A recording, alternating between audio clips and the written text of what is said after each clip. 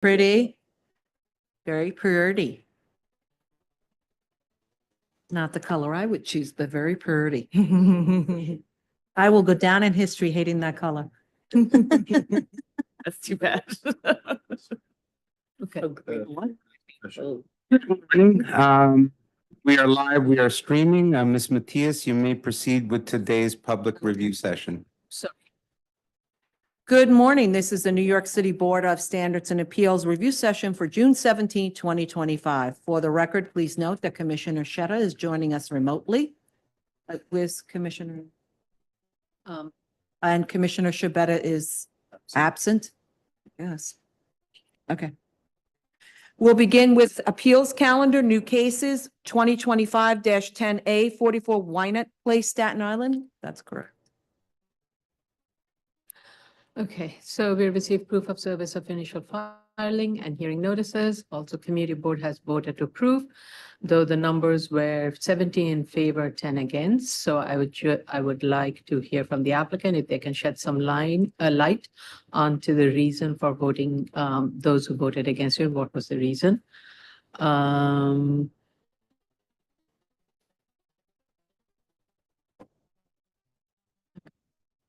So this is an application to develop an as-of-right use pursuant to GCL 36 on the subject site that is not fronting on an official mapped street.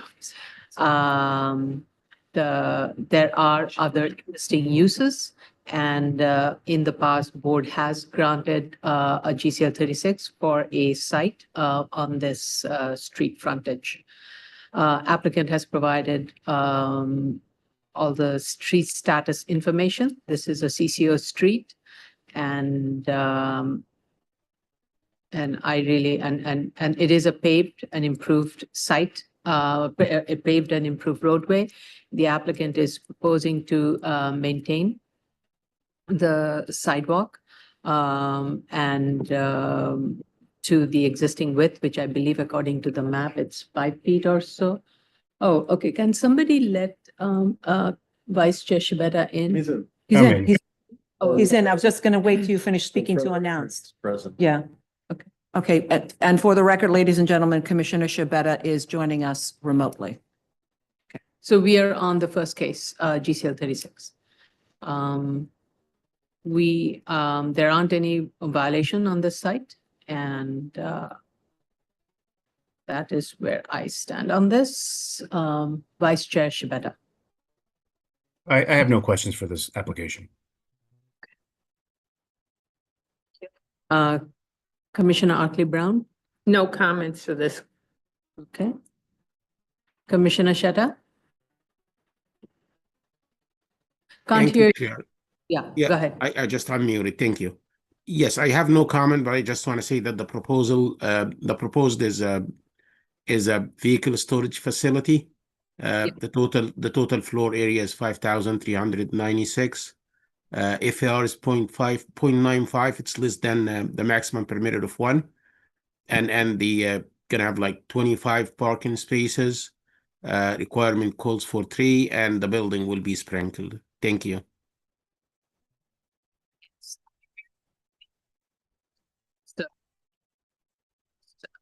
I can hear you. Awaiting the underlying zoning, it is just allowing an as-of-right use to be located on this subject site, which is not fronting on a map street. What is interesting, though, when I was looking at the rendering, it reminded me of Jerry Seinfeld, because he owns several such cars, collectors. He's a Oh, yeah. collector. Anyway, that's a sidebar. Thank you. Commissioner Yoon. Thank you. The only comment I had is on page 2 of the statement of facts, says relief is sought as the proposed residence will front Wynant Place, and it's obviously not a residence. They're just making consistent Yes. with the use. Yes, But I have no issues with this application otherwise. thank you. Residential use is existing, which is the building was a residential building, which is going to be demolished. Right. So, yeah, Okay. Move on. yeah. Zoning calendars, continued hearing items. Item number 15, 2024-51BZ, 1983 54th Street, Brooklyn. Just give me a second.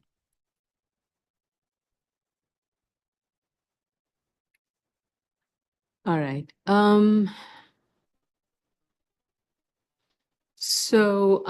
At the last hearing, we had, the board had raised comments regarding the programmatic need, lack of analysis, and the findings regarding parking waiver.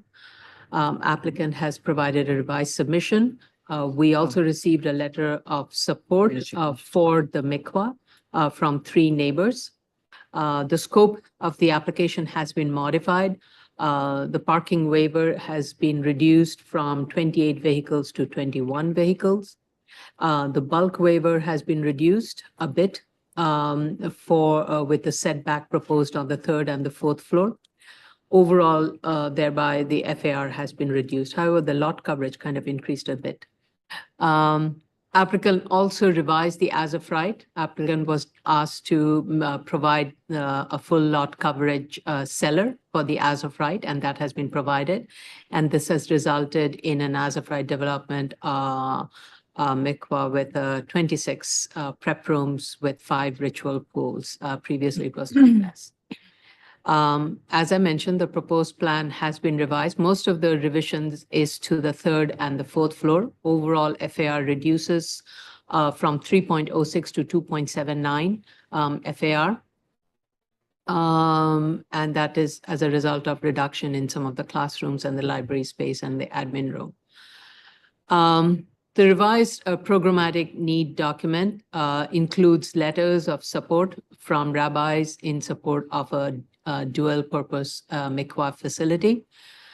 So as I look through all the documents, and I apologize if I misunderstood any of the religious references, but this is what I gather from all the evidence that's been provided, including the cases that has been before the board, and the letters, operators with regards to the dual purpose MICWA.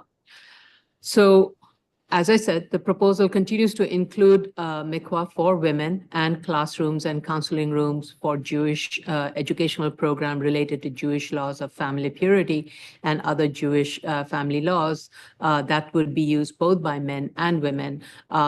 And from different congregations, the classroom size have been reduced, where the capacity is now less for both for the men and for the women. So has the library space. It has been reduced. However, the revised document did not quantify one of the questions that was raised is the excess corridor and circulation space in the proposed MICWA area compared to the samples that were provided. The as of right seller space configuration was revised, and I found that to be much more reasonable. Though I was hoping a comparative, especially this team does a really good job of comparison of spaces. So I was hoping that they could provide a comparative chart that provides, and also justifies the layout with the required dry wet versus common circulation space. So I just want to be very clear. The question the board has raised was not about the need for maintaining the required dry wet corridor. It is about the way the space has been laid out that is causing more circulation space to a room than to a prep room than in the samples that has been provided. And I found the sample spaces optimize the wet-dry corridor compared to the proposed, and therefore I find the as of right much, much more reasonable. And so I will get to that later on. I just want to touch upon the precedent cases that's been submitted and the letters that we got about the need for dual purpose. So while it is not the board's expertise to determine the nature of coursework, board has recognized the need for religious education associated with synagogue catered towards different age groups and including newly married couple and young families and such. None of the sample cases provided and that has been approved by the board shed light on that duality. Also, letters from MICWA operators where there are dual programs provided, MICWAs and classrooms, that is, it seems actually, I would say more like mikvahs and classes, not even classrooms. It seems both programs are catered towards only women and not men and women. And some of the operators have mentioned the importance to give classes not directly related to mikvah, but on Jewish religious topics. So the classes seem to go beyond that is related to mikvah and other subject matters. Also, the document does not shed light on mikvah and the classes being used by different congregants. Based on the approved BSA cases where mikvah is co-located with houses of worship and or yeshiva, the sites are large parcels, generally tend to be 10,000 square foot or more, where it is feasible to co-locate the uses, allowing for physical separation of the buildings, functions to maintain the modesty and privacy for women. Except for 6101 16th Avenue, where a mikvah was added to an existing girls' yeshiva in the same building, 66-35 108 Street has women's mikvah, but it is structurally separate from the synagogue and the school based on the plans that I reviewed. 1801 to 1811 East 28th Street, it's a synagogue with men's mikvah. And board has seen such co-location where there's a men's mikvah with the synagogue and classrooms or rabbis' residence, which is the case in this case. And board in such situations of co-location, the emphasis on the need for modesty and privacy, as has been referenced as an essential programmatic need for women, has not been raised for the men's mikvah. So now regarding the Williamsburg side, we only have a certificate of occupancy. It is therefore not possible to determine the nature of other uses and the nexus between that and the layout with the women's mikvah.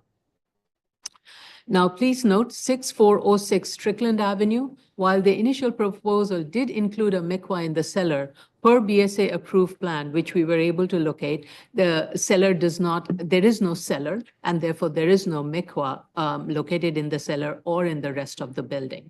However, of the other accessory uses that were located in the cellar were distributed to the other floors, but not the mikvah. So please remove that from your documentation.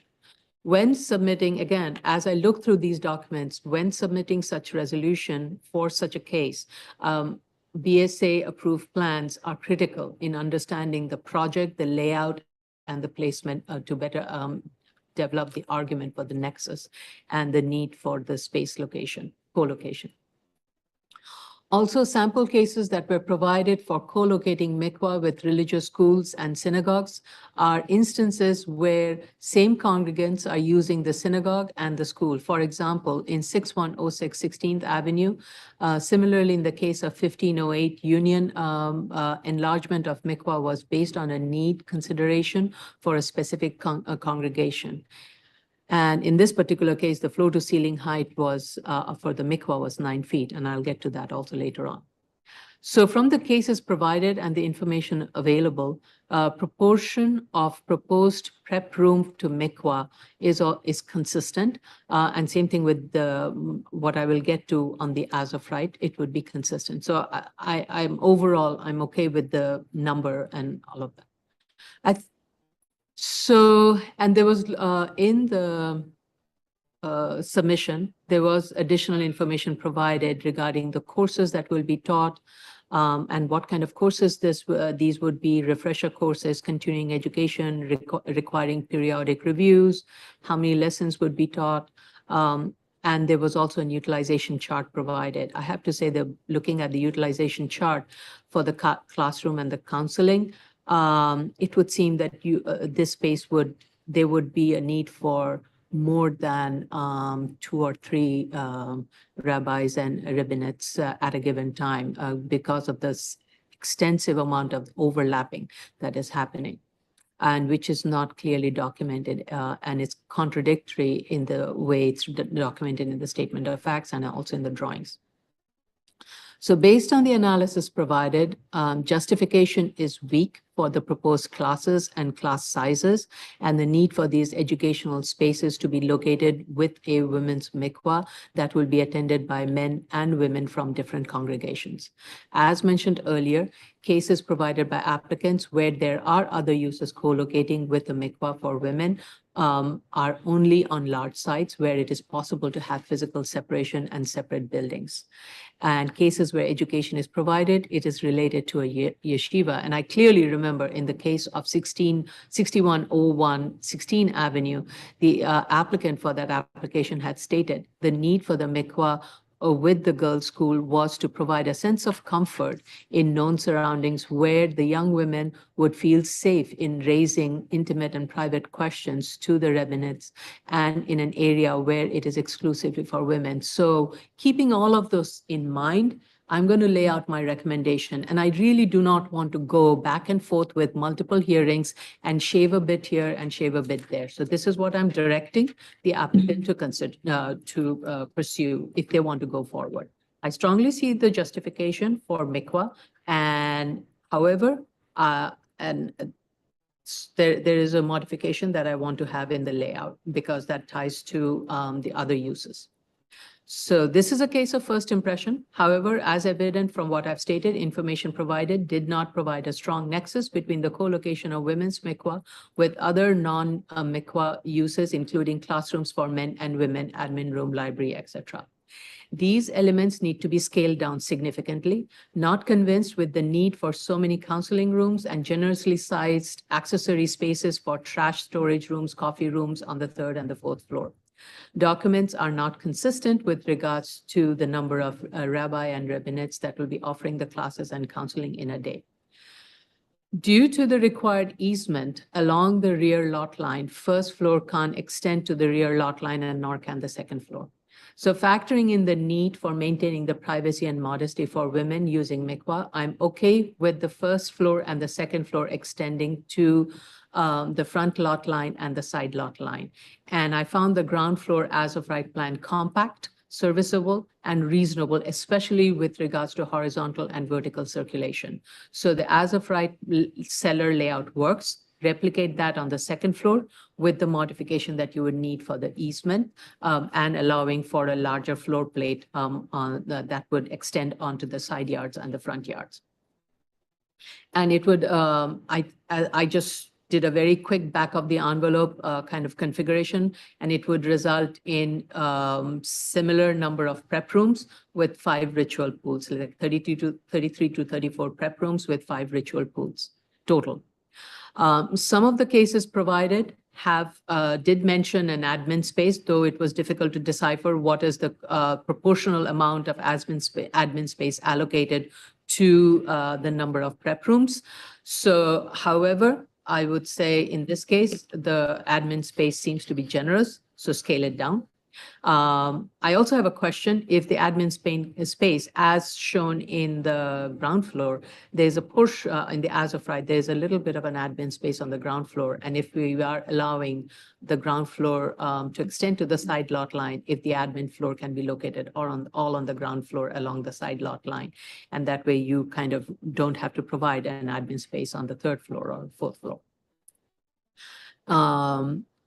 The 3rd floor and the 4th floor must be scaled back, and they need to comply with the setback requirements as shown in the as of right plan, based on the reasoning as I stated earlier. Also, the applicant needs to justify the need for a 14-foot floor to ceiling height for mikvah and 12-foot for classrooms in the proposed cases. So as I said, when I was looking at the approved plan set, none of them provided such tall floor to ceiling heights for the mikvah. In one case I saw it was a 9-foot high.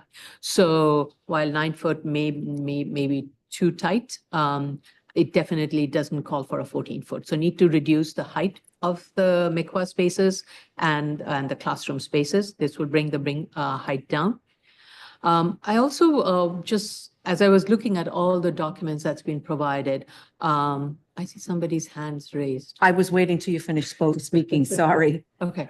So I'll do it now, then, as you interrupted. Okay. Mr. Wartensberger, I hope I pronounced your name correctly. This is still a review session.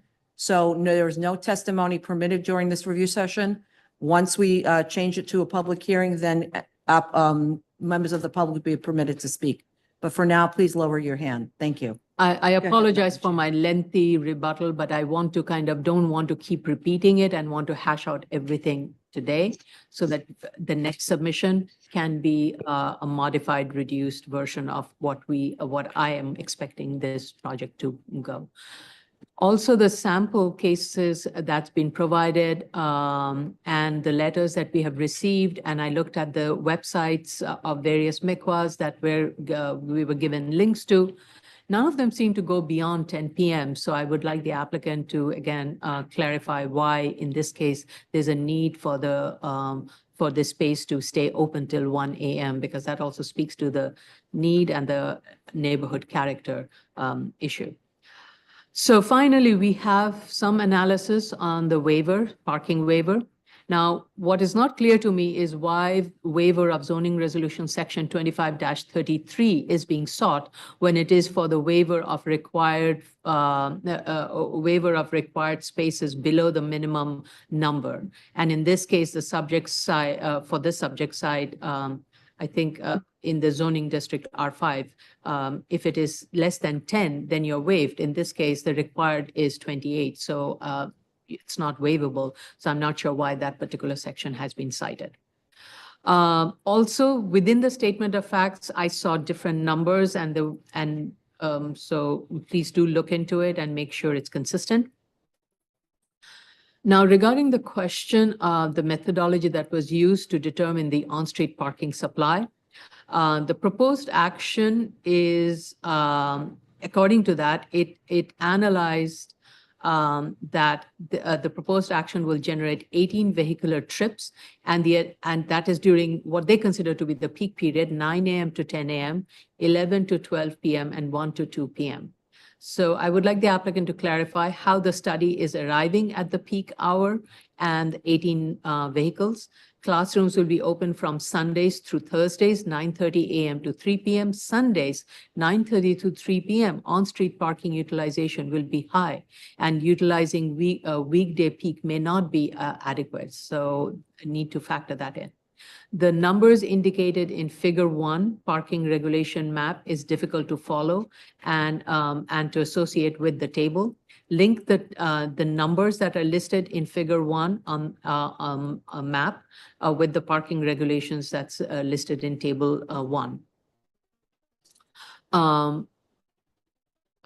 Also, the map that is shown in Figure 1 captures a much smaller area than the Table 1 compare. So make the Figure 1 comparable with Table 1.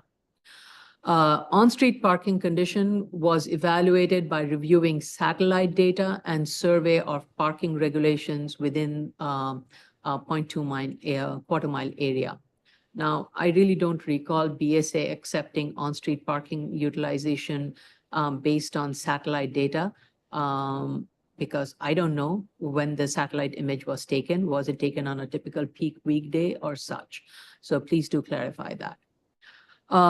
With regards to Table 3, it seems of the total 203 spaces that would be available if there were no, if none of the on-street parking regulations, none of the on-street parking regulations are applicable. 73 would be used during Tuesday, 9 a.m. to 10 a.m. and 105 on Friday, 9 a.m. to 10 a.m. And so basically the applicant is saying that a lot of space will be available for the morning peak. And this is again estimating that DOE will be using these on-street parking spaces for its purposes. I did find, though, in the statement of fact, page 19, the statement about women who will be attending the MICWA during from 4 p.m. onwards to be either driven by their family members or they will be renting a car, convincing, and I was okay with that. I'm sorry for the lengthy comments, Vice Chair Shibeta. Thank you, Chair, for those lengthy comments. I would look forward to hearing a response from the applicant. I do just want to note that they did state in the cover letter my question as to whether or not they will opaque and lock the windows in the rear. But I did not see anything in the statement of facts, nor did I see a note on the plans. That's all I'd like to add. I'd like to hear a response to what you had to your comments. Thank you, Chair. Okay, thank you. Commissioner Otley Brown?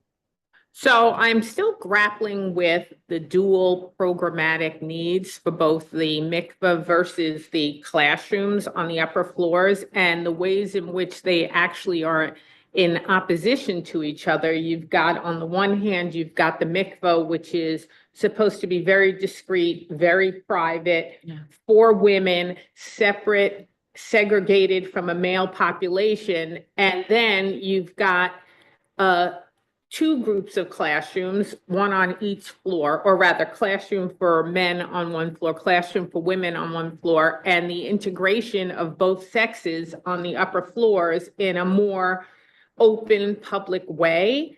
And I'm really not sure that that's going to work. And I also I have never seen this before.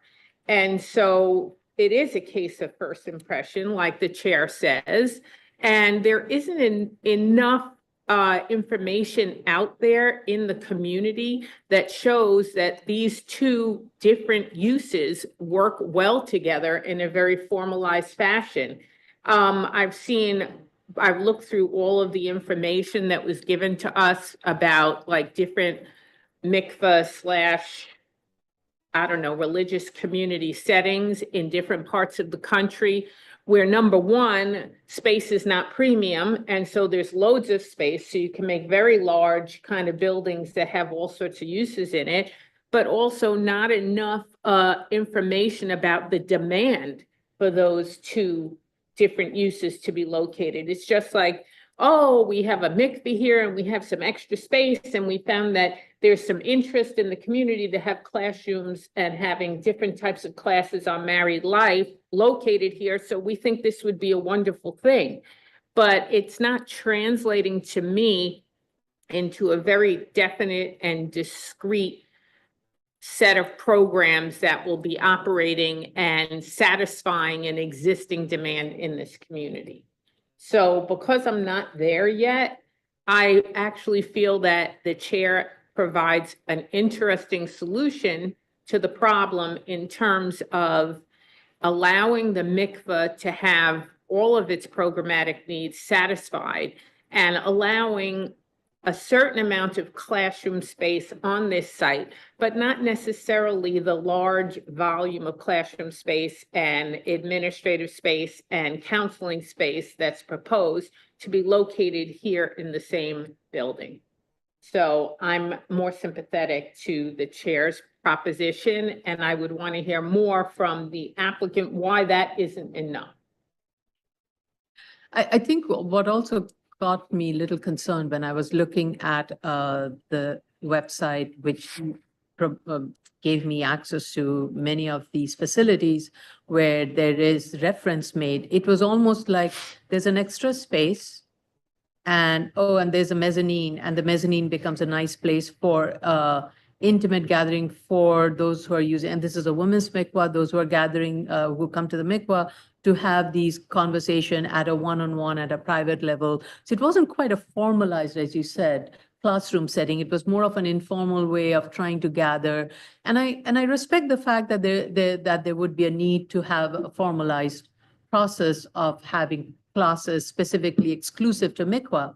But then there were documents also where they talked about this also space is used or can be used for other religious studies. Now, there really needs to be a separation of the two here, given that this is a women's mikvah, and so much privacy is afforded in designing a women's space in any sanctuary, whether that be in a mikvah or in a synagogue or in a yeshiva. So I'm very puzzled by the fact that in this case, yes, I recognize the fact that hours of operations are different. The women will be accessing the mikvah from 4 p.m. onwards, whereas the men will be there in the daytime. But never has a space been laid out in a vertical manner where there is a possibility of exchange, and I am very concerned. And the fact that this can be used as other religious purposes other than mikvah is a big concern. And there's no way anybody can control what is being taught there. So I do want a very clear separation that if there is any classes that is going to be held, will be related to mikvah, the family law practice that is related to mikvah, and it's not going to become another component of a synagogue or a yeshiva. That's the concern that I think the board is kind of not saying it, but I'm saying it out loud. And I think that is the concern we have. And so that separation needs to be there.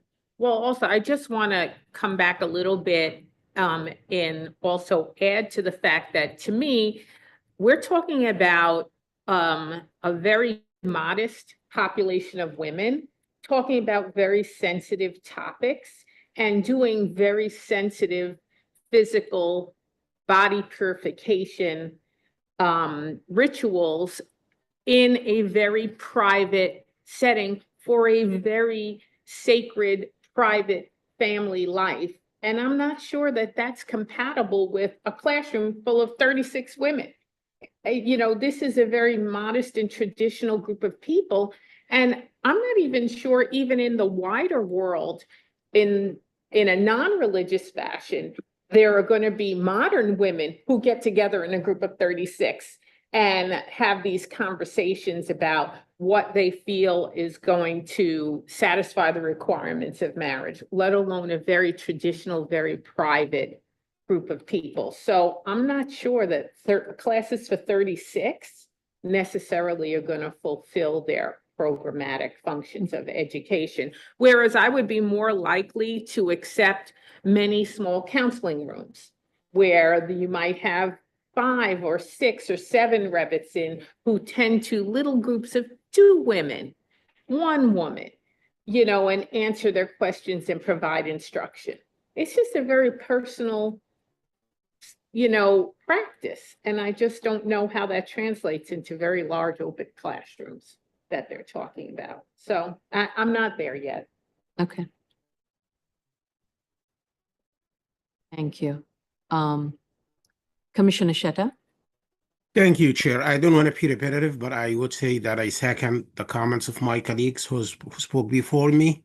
In addition to this, I didn't find the response to why there is like main classrooms on one of the floor, on the 4th floor, while this is a facility for mainly for women's mikvah. I couldn't find that the response was like this, like convincing to me.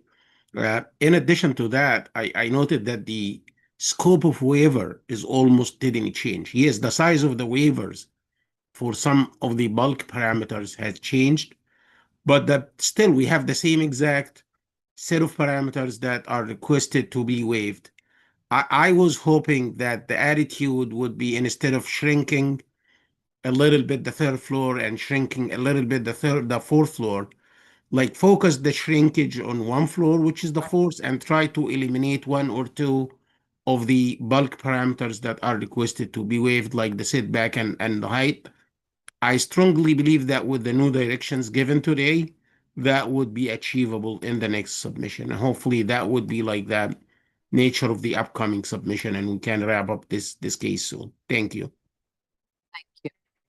Commissioner Yoon? Thank you. Just to go on with what Commissioner Shetta just said, they did respond at least to the waiver of permitted obstruction of bulkheads and reconfigured that. So that is one waiver that is now gone. The rest have been modified a little bit, and I appreciate that some effort has been made to minimize, but I also agree with everyone else here that the argument still hasn't clearly been made, and I'm not fully understanding the need.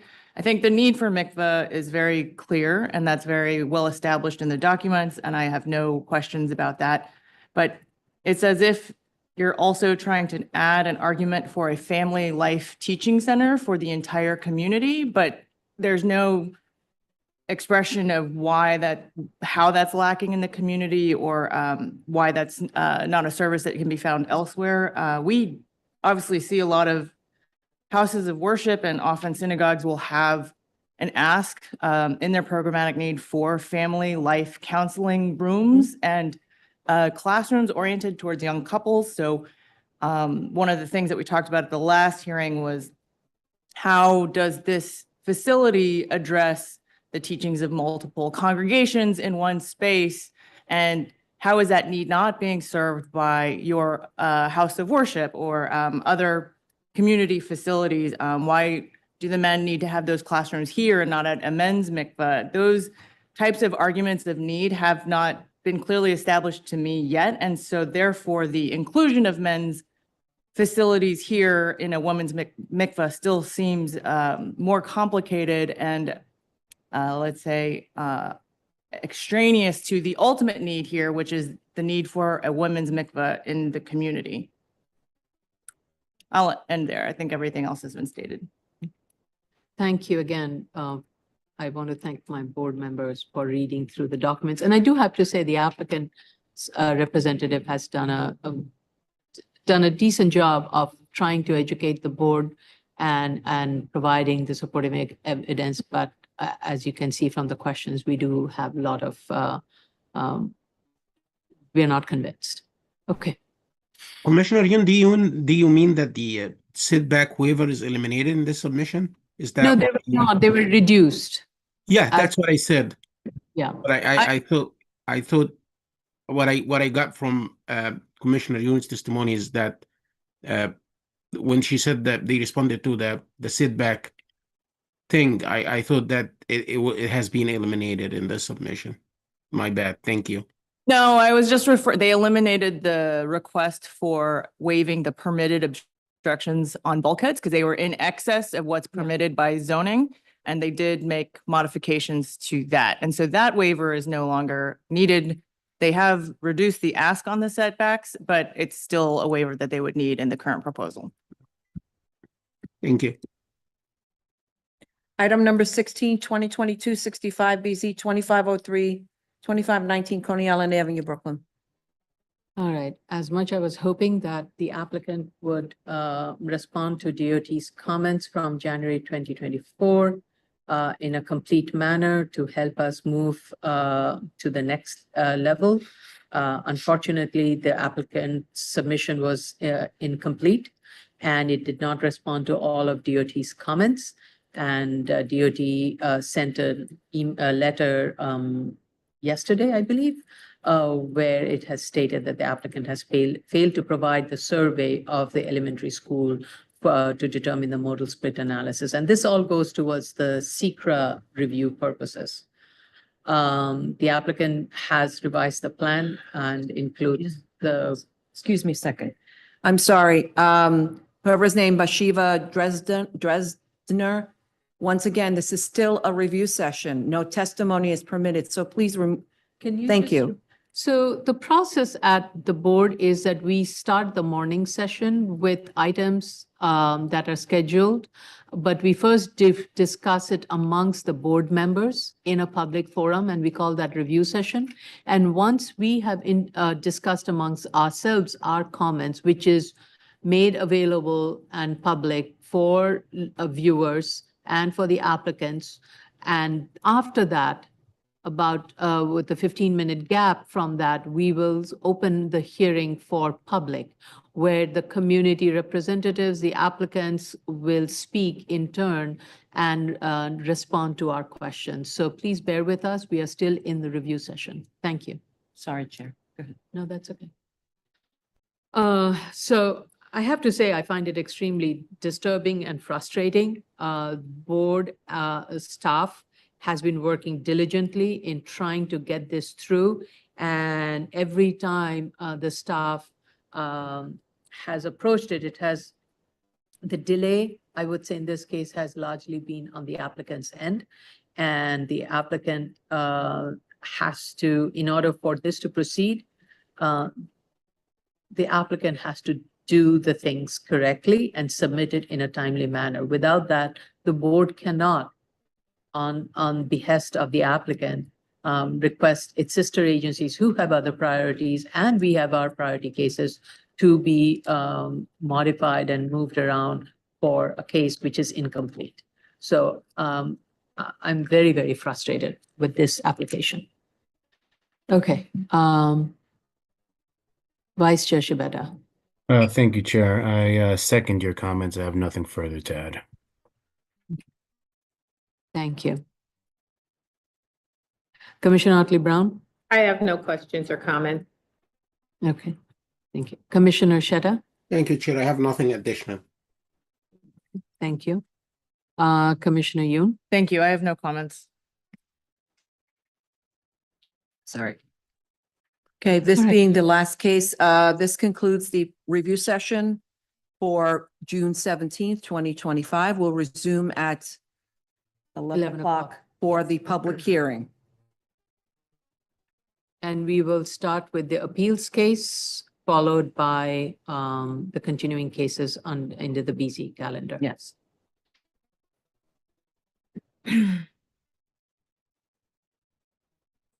Sorry, I didn't mean to interrupt you, but the hands kept popping up and I'm like. And I kept saying to Chase, "Oh, wait till she finishes speaking."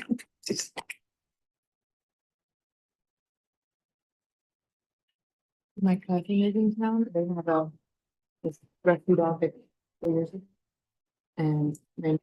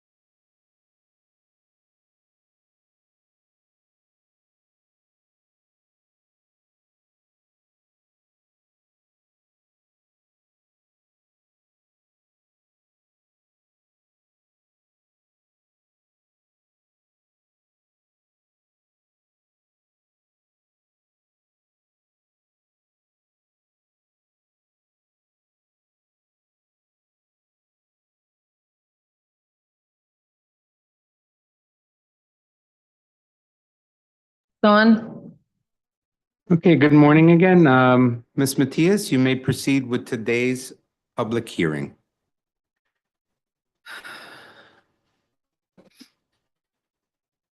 Good morning. This is the New York City Board of Standards and Appeals public hearing for June 17, 2025. The first item up is Appeals Calendar, New Cases, 2025-10A, 44 Wyatt Place, Staten Island. This would be Ms. Fullader. Yes. I've let her in. Anyone with you, Ms. Fullader? Oh, I thought she was in already. Jumping the gun here. Oh, shouldn't say that word.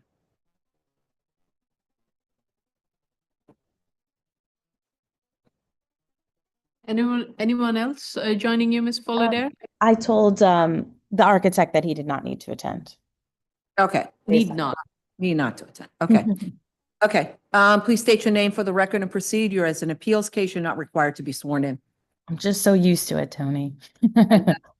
Elise Fullader from Eric Palatnik PC. Thank you so much for your comments. We really appreciate them. And we also just really appreciate all of Tracy and, you know, the environmental team's work on this. So I just wanted to say thank you on that.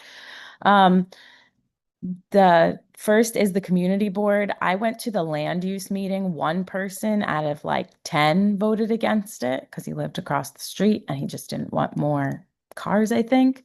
But I was not required to be at the full board. They told me I did not need to attend, so I cannot speak on the 10 people that voted against. Whatchamacallit. Next is I am happy to change the statement of facts so it looks better, makes more sense. Thank you for your comment. Appreciate it. And that is both comments, I believe. So you would be proposing a, do you have to rebuild that sidewalk? This is why I guess I wish I brought the architect.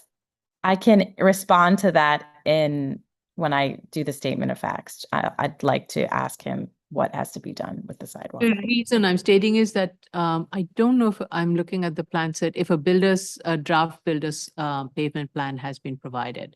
So even though it is not going to be reviewed, we want a plan set to be added in this, which shows the improvements that will be made to the sidewalk and that it has to be built to DOT standards. Okay, I'll make sure he adds that to the plans. Okay.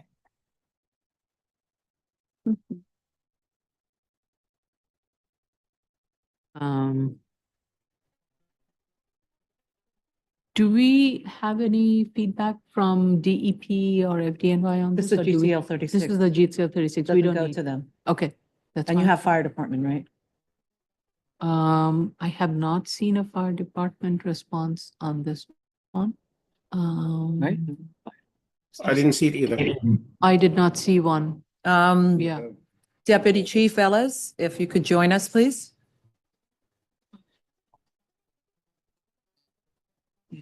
Person to be like you. I see him, but he's on mute. Oh. I don't have the number in my book.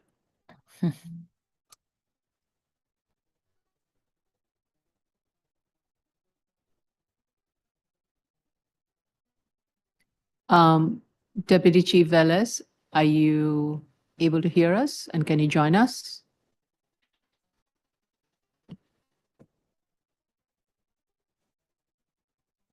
Okay, all right, we will follow up with fire department. As I was looking at the plan while we were waiting for the hearing, this is it is a 33-foot wide roadbed at this location. And then an additional 6-foot wide sidewalk on this location.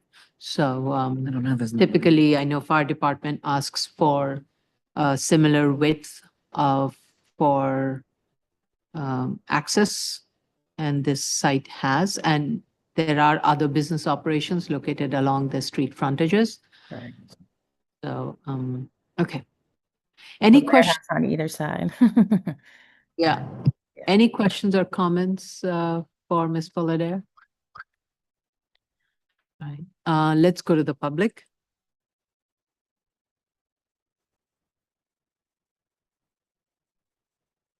Weird. Okay. Okay, the case that we're currently discussing is 2025, I'm sorry, -10A, 44 Winnett Place, Staten Island. Should you wish to comment on this application, dial 669-254-5252.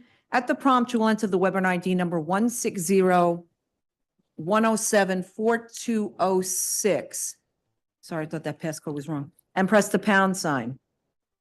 At the next prompt, you will press the pound sign only. Once you're permitted in, you'll press *9 to raise your hand, *6 to unmute as you're calling in on the phone. And if you're in the Zoom room already, please raise your Zoom hand, which is the little hand at the bottom of your computer screen. Once you are recognized, you will have 3 minutes in which to respond, comment. Oh, his number's not on here? That's really ridiculous. Okay. Ms. Ebanks, have you heard anything from fire department? I'll contact fire department to see if they have any objections.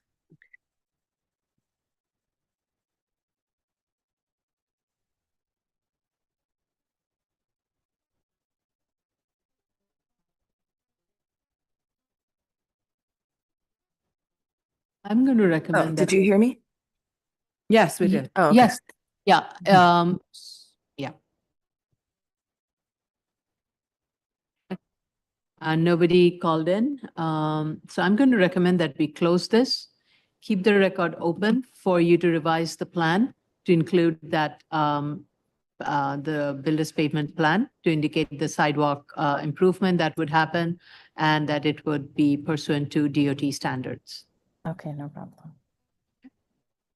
And meanwhile, we'll reach out to fire department to see if they have any comments. If they do, we may ask you to address those and may require opening it, but I'm hoping we won't have to do that. in this Totally circumstance. understand, appreciate it.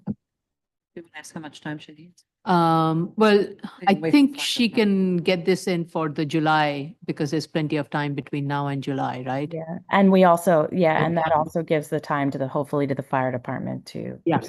So we'll schedule this for the July.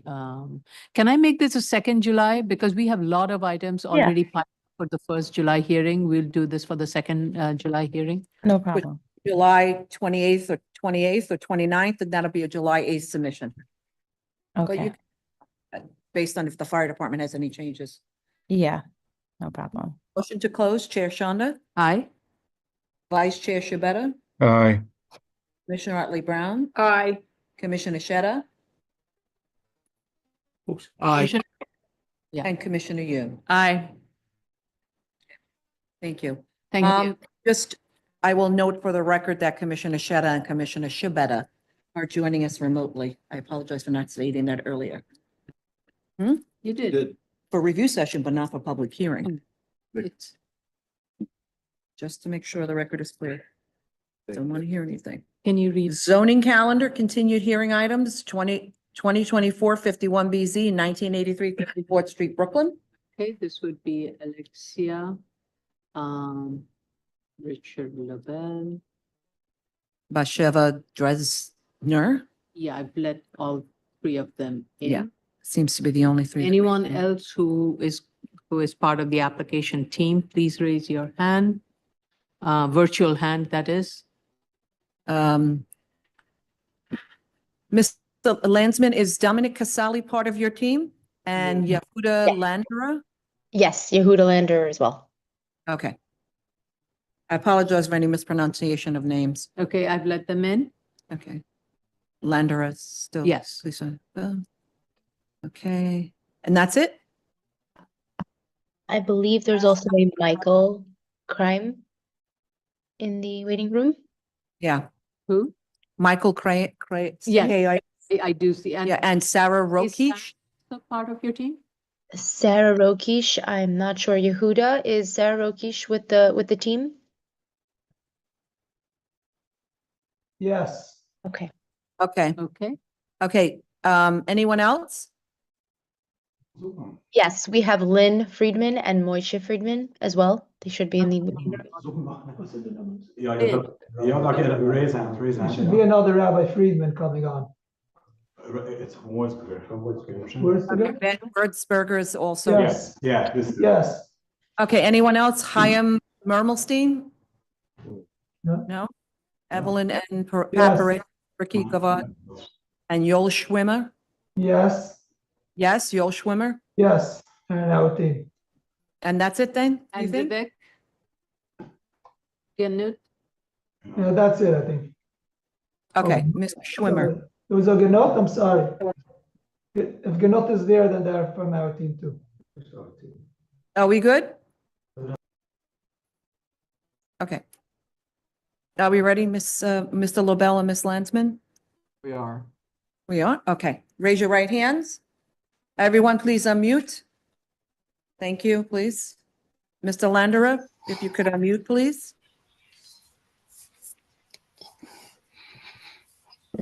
Huh? It's okay? Just. Yeah, Mr. Werkseberger, please unmute. Don't raise your hand right now. We're trying to get everybody, I have to swear everyone in. So if you could participate and accommodate. Okay. Thank you, sir. Okay, ready? Everyone ready? Please raise your right hands. Do you affirm to tell the truth, the whole truth, and nothing but the truth in your testimony before this board and to respond to only seated board member questions? Yes. Okay. Please state, whoever is the lead, please state your name and for the record and proceed to respond to the board's comments at review session. Richard Lobel of Sheldon Lobel PC for the applicant. Good morning, Chair and Commissioners.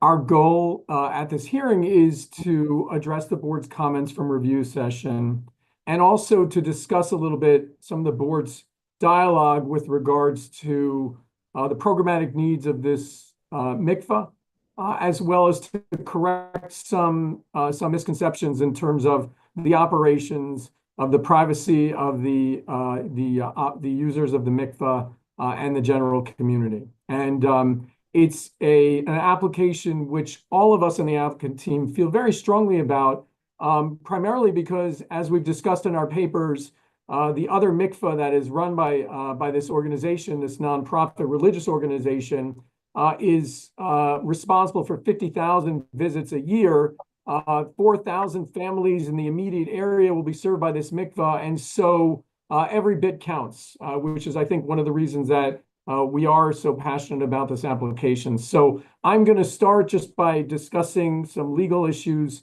at the outset. Lynn and Moshe Friedman are going to discuss some additions that were made to the programmatic needs statement, as well as clarify some of the individual items that were discussed by the board. And then Dominic Casal will talk about some of the modifications which we can easily make to the plans, and then obviously we'll be submitting.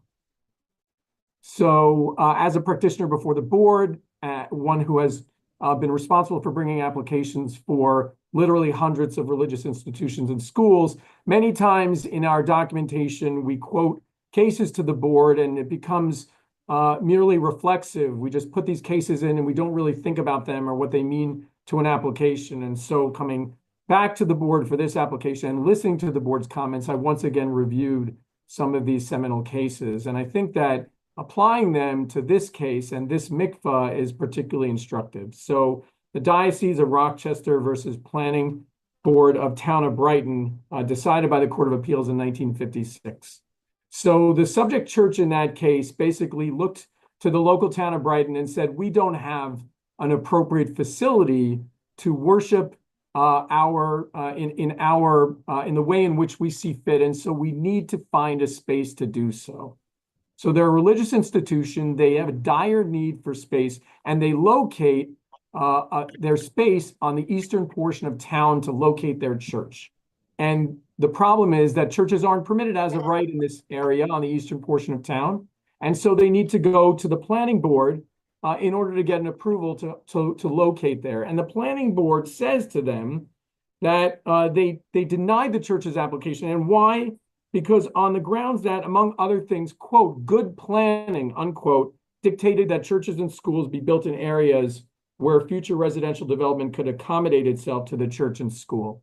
And so when the Court of Appeals overturned the board's determination, they basically said that the board had gotten it wrong, that the board wasn't allowed to apply its own beliefs on good planning in order to dictate the needs and the location of that religious institution. And as Diocese of Rochester, as well as other cases, most importantly, Cornell versus Bagnardi, later determined, it's that the board is limited by factors solely involving the, quote, health, safety, and welfare of the public.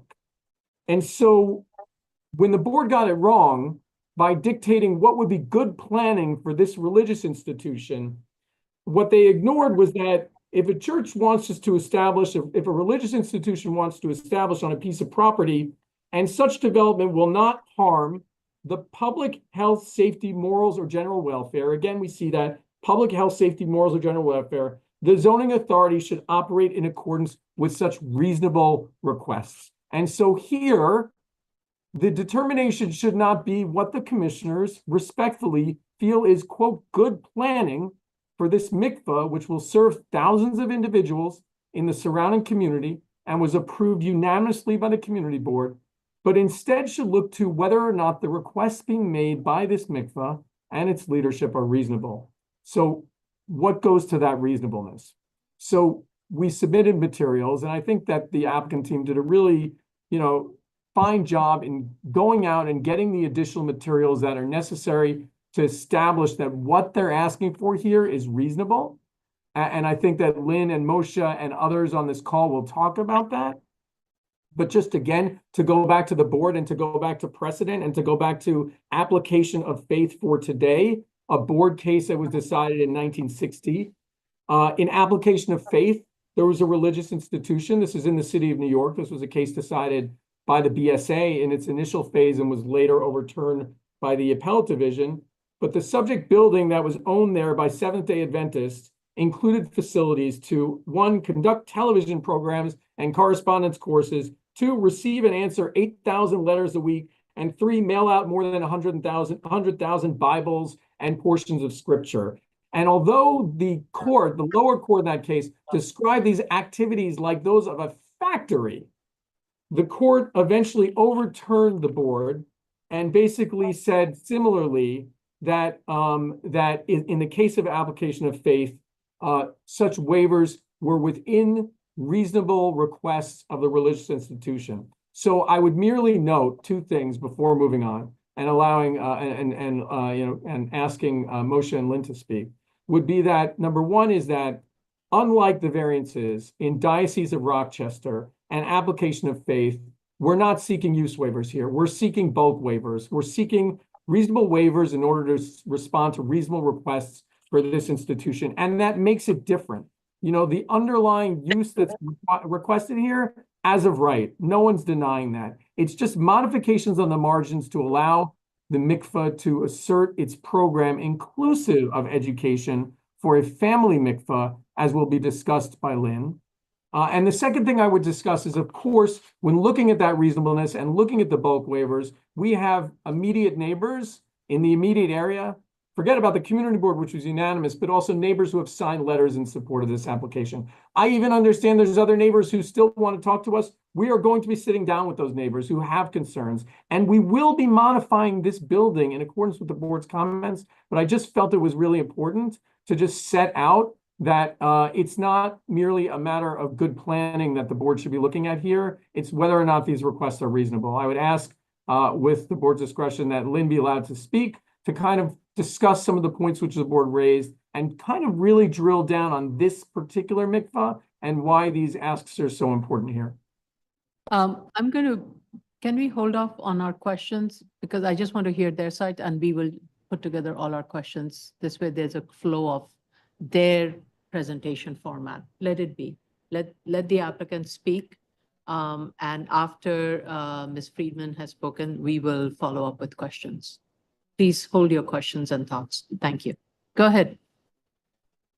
Okay, hello. We're going to work as a team here, which we always do. Moshe Friedman, Maurice Friedman, PEAIA.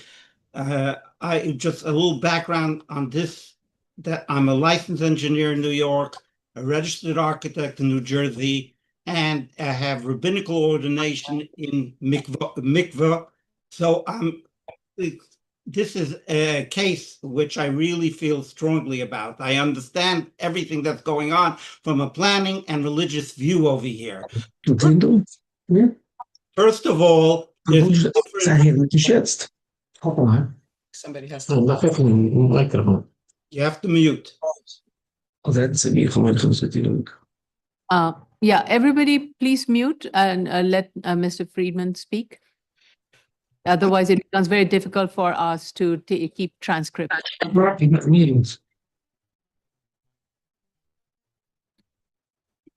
Okay, go ahead, Mr. Friedman. Yeah, I'm sorry.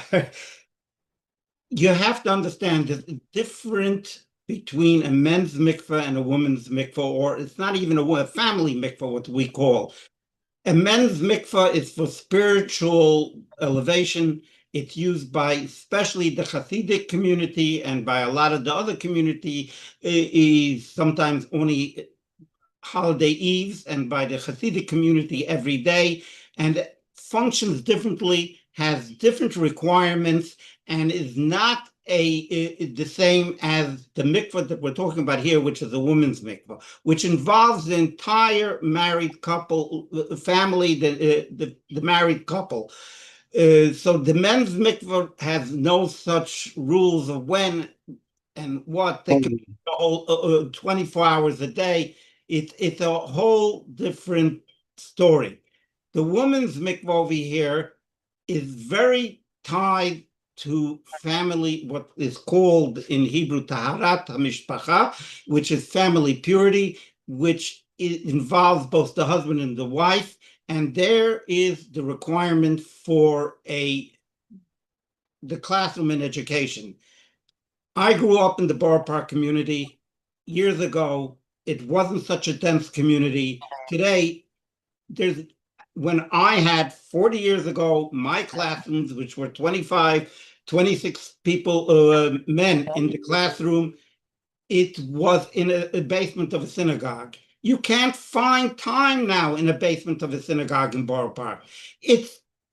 Everything is used. There are children coming in and out. These are classes that are not conductive and is not appropriate for children.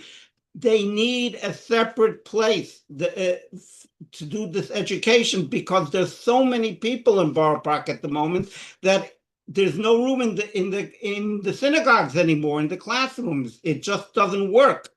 And education in mikvah is so important that to co-locate it with the mikvah and to show what's going on and what would happen when the women can see what's going on when they're learning and the refresher, and the men can see what their wives are going through, is very important.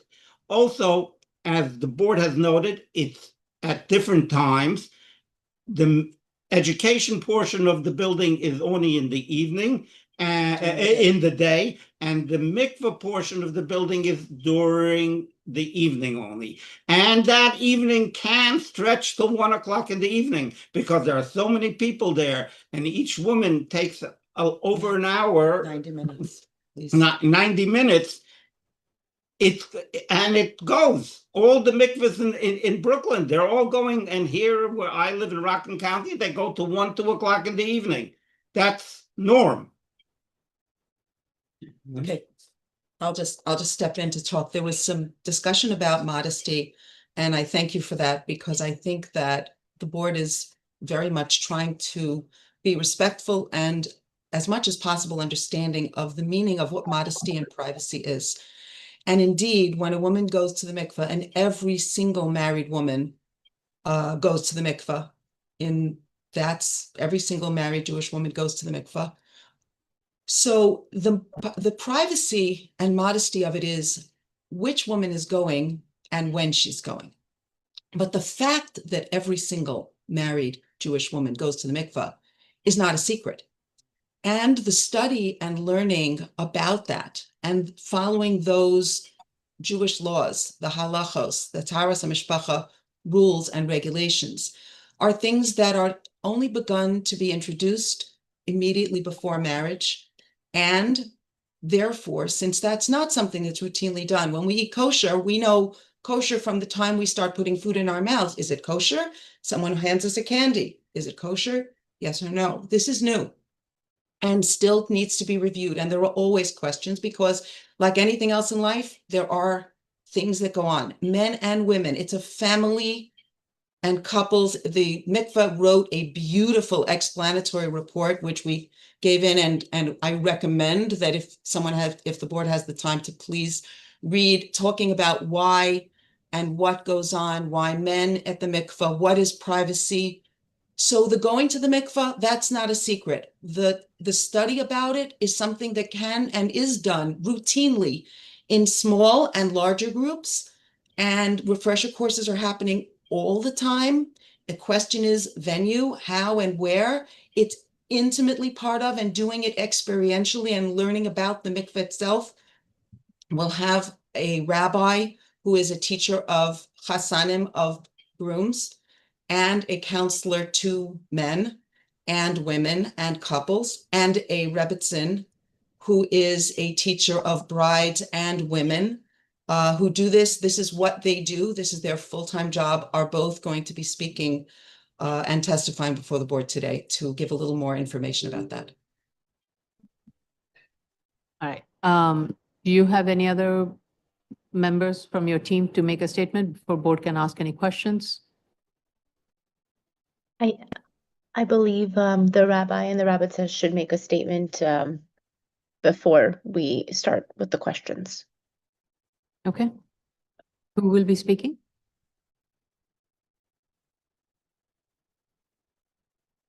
I believe Sarah Rokesh. Could you please unmute, please? Thank you. Please state your name for the record.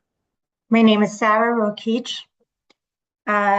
Firstly, I wanted to actually thank the board. I was listening and I'm extremely impressed by your understanding of the sacredity, the need for the safe space for the woman. And I must say, I must thank you for that.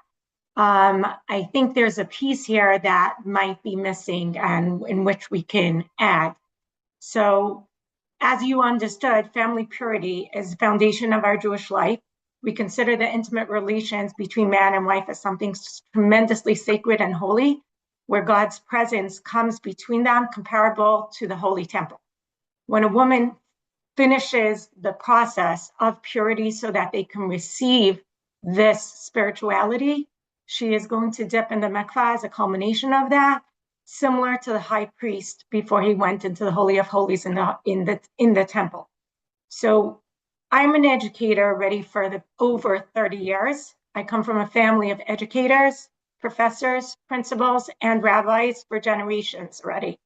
I used to be a high school math or science and biology teacher. I was an adjunct professor of sciences, of teaching sciences in other modalities other than remote learning. I hold a Master of Sciences in speech and language pathology. I am a marriage educator for over 26 years. I'm an educator of marriage educators. I'm an innovator and committee member of teaching marriage educators continuing education. And I'm in the process of working on formal training program for marriage educators for post-marriage education and guidance. I'm an active rebbitzin of a very, very large synagogue, and I am a director of a beautiful mikveh facility in Brooklyn.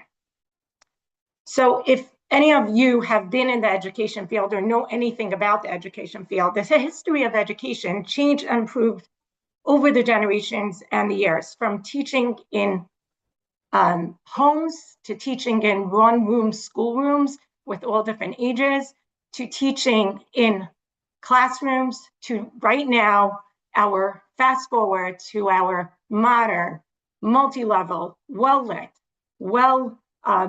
equipped classrooms with multi-modalities, hands-on learning, labs, field trips. Anyone in education understands the importance of the learning environment and of experiential learning. The mikveh experience is not an isolated experience. It's a culmination of a process with intricate and detailed laws. They're not just yes and no's. There's a lot of meaning and feel behind them. It's not just do's and don'ts. It's meant to be a special process, both physically and spiritually. As such, our facilities, and my facility, especially what we have done, they're not just spiritually uplifting, but physically uplifting as well, which in our religion, we believe goes hand in hand. That's why mikveh facilities and amenities have approved over the years that right now they are like spa-like facilities. But more importantly, and most importantly for here, our education for this process and for marriage as a whole has improved and expanded over the years, similar to the trajectory of general education as a whole. From my mother learning at her kitchen table with her mother in a half hour, to me learning with 20 other young women in someone's basement for 9 hours. My husband and I both teach brides and grooms for over 25 hours plus one-on-one. That's not counting what we do after. Okay, that's just before. It has expanded from the quick review of the laws to much deeper meaning, philosophy, explanation of the details, practical education and intimate relations, which is the focus of our purity process, and what we call shalom bayis, which literally means a peaceful home, but means education on male and female differences, communication skills, understanding themselves and themselves within a relationship, and much more to promote a happy, healthy, pleasurable, and connective marriage and family life. We also have many refresher courses, both one-on-one and in groups. In addition, and an important addition, in the past few years, more and more marriage educators have been taking their brides into the mikveh facilities to give classes on the preparation and dipping process, and with that, bringing experiential and hands-on experience of this process. Our mikveh attendants that are actually helping facilitate that mikveh process are amazed and see a huge difference between the preparedness, calmness, feeling of safety, and excitement of the brides coming to the facility when they have already experienced, and it is not an unknown compared to those who don't. This is becoming more and more important in our world of information, and as mental health issues, as you know, and anxiety are skyrocketing. Just like as an earth science teacher, there's a complete difference when I taught the periodic table of elements, the rock formations, to in the actual book, to when I took them into the lab, I took them to the planetarium, I took them to the museums and such and others, and they hold it in their hands, and you see that light bulb moment in their eyes. There is no comparison to their learning and understanding between the two modes, and so the labs in biology. And so this educational experience. More and more, we see brides and grooms and newcomers in this process that have a deeper understanding of the processing, hands-on how the mikveh is built, how it is different than a pool, what the rooms look like. Basically, the whys, the wheres, the hows is extremely important and makes a huge impact and a difference in their life. Nowadays, when someone calls me up and says, I want to learn this process, I don't tell them, oh, come to my home. I say, let's meet at the mikveh. There is no comparison to the two types of learning. In the mikveh that I direct, we have just been furnishing, and you made reference to it, the mezzanine, the upstairs room that is dedicated for educational purposes. Whether it's for classes, groups, one-on-one, we have seen hands-on the impact that it makes. Having a space for a larger class gives us the ability to reach those who never had the opportunity to learn, for those who learned in less than optimal surroundings and in refresher classes. We're excited for them to actually learn in the place that gives them hands-on opportunities, experiential learning in a place that will actually take place and an ambience that also facilitates good learning. But there's an additional piece over here, which we have to say. As a lot of you have mentioned, this process is a sacred process. And in our religion, we try to keep sacred things private. We do not typically have mixed classes for these subjects, both for privacy and sacredity of the subject, and for the nuances that have to be taught differently between males and females. Just last month, I got a phone call from a woman who is running a class on these laws. She called me and said that she had it exactly as you had mentioned in a synagogue, okay? She complained, it's noisy, there are men walking through which are making the woman very uncomfortable. And that's the beauty of what this mikvah is planning, that we can have separate floors for men, for women, separate facilities, which will allow the comfortability and the sacredity and the privacy of this process. She asked us if we would be ready to have these classes in our mikvah, lending the classes the privacy they so richly deserve and the ambience in which it actually fits. And we are excited to be able to do that soon in our facility. My husband is a marriage educator for grooms who obviously need these education as well. As I tell my brides, their lives are as affected, almost as affected as yours. They need to know and understand this process as it affects them as well. They need to be able to support their wives in the process and learn about marriage and communication as well. You did mention synagogues, and as Mr. Friedman mentioned, synagogues are not handling what we have. We have families that have 10 children, 12 children. We are families that get married early. There are hundreds of brides and grooms that need to be educated. Synagogues have nowadays, because of course, family life expands. We have kids programs, we have adult programs. I am a Rebbitzin, so I could tell you what goes on. We have nightly kids programs, so the kids are not in the street. We have programs and speeches and what we call shiurim, learning in many areas, but this area is really, really important. In addition, marriage educators have become much more well-trained. By the end of this year, Can you please mute yourself? Thank you. Appreciate your enthusiasm for this project, and we want to keep the scope to only this project alone. Yes. And what proposing not go beyond the overall, the need of the community. I think I am, and I'm almost done. I wanted to explain that marriage educators also have become much more well-trained. I myself will have gone through 80 hours of continued education, from learning from mental health experts, sex therapists, pelvic floor specialists, fertility specialists, pain specialists, organizations on pregnancy losses, and from rabbis and so much more, which expands both before and after marriage. And the need for that continuing education is important as well. These classes right now take place in waiting rooms of mikvahs, shuls, dining rooms, and schools, not exactly the appropriate place for these classes.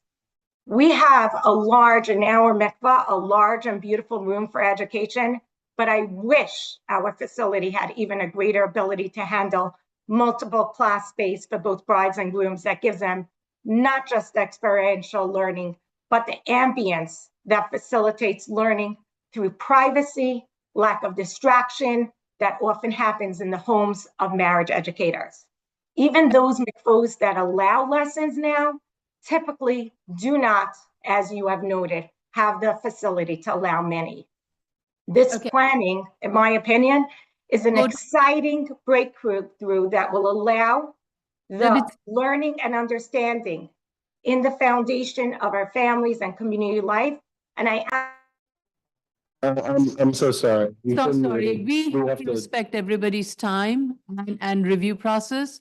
And I think from from what you're telling me, it's actually scaring me more than ensuring me what this project will be, because this can be a hospital, this can be an college, this can be a college for educators, this can be a college for college, this can be a college for many things, and that is scaring me. And the scope of the project is increasing beyond what it is. So I'm going to stop you from saying more because you're not helping the argument. Thank you. I want to open up the floor to my colleagues. Commissioner Otley Brown, you go ahead. No, I don't have any more questions, actually. I actually found what the Rebbitzin was saying to be very informative, because the thing I was grappling with was how you can put together both the privacy and the sacred with group communal learning. And I thought it was very helpful to hear that perspective. Yes, my only concern is the scope of the project just went beyond from a simple intimate gathering to an education with a degree. So that to me is concerning.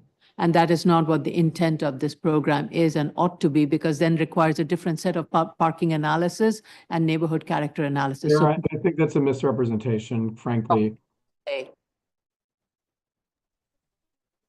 Go ahead. What were you saying, Mr. Lobel? I would, Ms. LaBelle, maybe a misinterpretation. Yeah.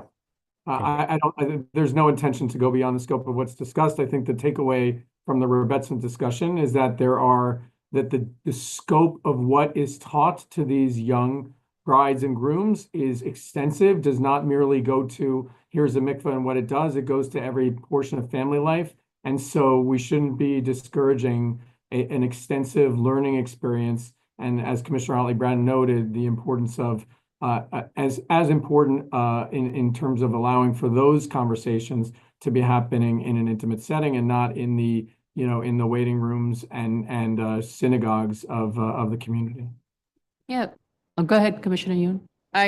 I also found the Rebbitzins' testimony very impassioned and very helpful.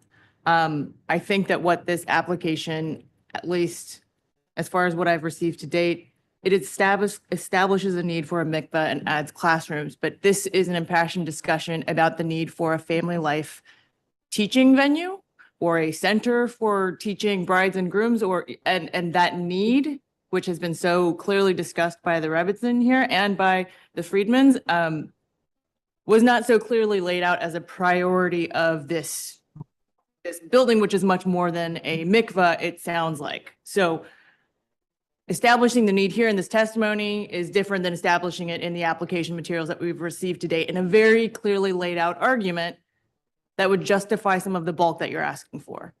Thank you, Commissioner Young. I think one other thing I would say is that the Rebbitzins, I'm sorry if I'm not saying that correctly, the testimony nailed it about the cross population, the two genders sharing a space. I'm still not entirely sure why grooms have to be in the same building that is primarily a mikveh for women. That part I'm still not so clear on why. It sounds like brides have a lot of, there's a need for educational resources for brides, and there is an educational need for resources for grooms, but this is in conflict to some extent with the privacy and secrecy of this sacred ritual. And so that still is not quite fully there for me, that part of the argument. I want to add to one thing that when I was reading at the programmatic report, I did find one of the information very helpful, which laid out how currently family life is taught versus what it will be. And I found that justification helpful. However, as I don't think anybody's questioning there's a minimal need for it. The question is extent of it. And that is why we are proposing, we are accepting the proposal for the need for these two spaces to coexist, but the size of the space allocation is a question mark, and we are recommending that that scale be reduced to something that is more in keeping with what we have seen so far in many of these sites, or going forward, what would happen in these areas. And of analysis clearly indicates the need for such a big space. So that is one of the reasons we are pushing for the scope of the project with regards to the classrooms be reduced, not eliminated. So I want to be very clear. We are suggesting that the scope of the classrooms be reduced and not be eliminated. At the same, because and I'm still, there was one document I was reading that was shared, which talked about how men would go to the women's mikvah to check out what it's like. And to me, I was very shocked to read that, because I thought the whole purpose was to keep it absolutely private and only for women to be in the women's mikvah. And to me, that was very shocking, because all along we have been told that there is no entry for men in the mikvah, and here it was, they were. So again, I don't want to, I'm not questioning anything about the religion. I'm learning these, and we have heard certain statements in one cases, and it seems we are being told to think otherwise. And that's why these questions are being raised. Sure. Yes. Yeah, and I don't think we're talking about good planning and bad planning here. I believe we're on the same page with the applicant team. We got the idea that they need some classrooms upstairs, but the takeoff from the board from the beginning was not eliminate all the classrooms, just maybe reduce the size of each and reduce the number as well. That would potentially result in mitigating the scope of waiver that's currently requested. Mr. Lobel, I really do not want to belabor this process. I understand the need that you have raised, but we are questioning the degree of the need, and that's why we are asking you to I think mikvah to the scale that you're proposing. We are not proposing any changes to the mikvah. Okay. You have your cellar, the ground floor, and the second floor to the same exact layout and configuration that you want. However, I found the as of right configuration much more amenable, especially it would work when you set the building back on the third and the fourth floor with regards to the vertical circulation. So can we discuss that part? So I think Dominic's going to discuss a little bit about circulation issues. And like I said at the outset, we're going to make changes to the plans. And again, I think that the board recognizes, and we appreciate that, the passion of the applicant team in this regard. I think, sometimes when we do programmatic needs cases, particularly religious cases, we discuss, the demand on the facility in terms of surrounding users. And, Totally. and I think we're just kind of, this mikvah, if it was going to actually reflect the demand of the surrounding community, would be 20 stories tall. But we understand the limitations in terms of the character of the area. And so again, we're going to make modifications and try to better comply with the board's discussion. Having said that, there is what we were tasked with at the community board was that they wanted this mikvah because they wanted to relieve pressure on other mikvot. And so that's the reason why we're asking for the bulk we're asking for. Having said that, again, Chair, we appreciate the comments. I think Mr. Casale would discuss some of the bulk, the bulk points that were raised by the commissioners. Hi, good morning. Thank you for allowing me to speak today. There were a couple of architectural related comments related to the bulk that were made. One was regarding the layouts of the mikvahs in the proposed plans versus some of the, I think, precedents and even the as of rights.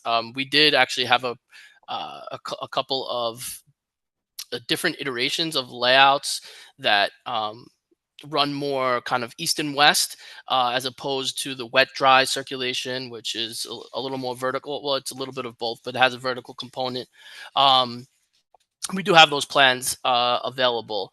I'm happy to share to go through them, but I think in just to kind of give you some high level bullet points on the reason why we landed on the proposed layouts and circulation between wet and dry that we have on the proposed plans was that it just yielded the greatest number of rooms, both mikvah and both in mikvah size and number of prep rooms.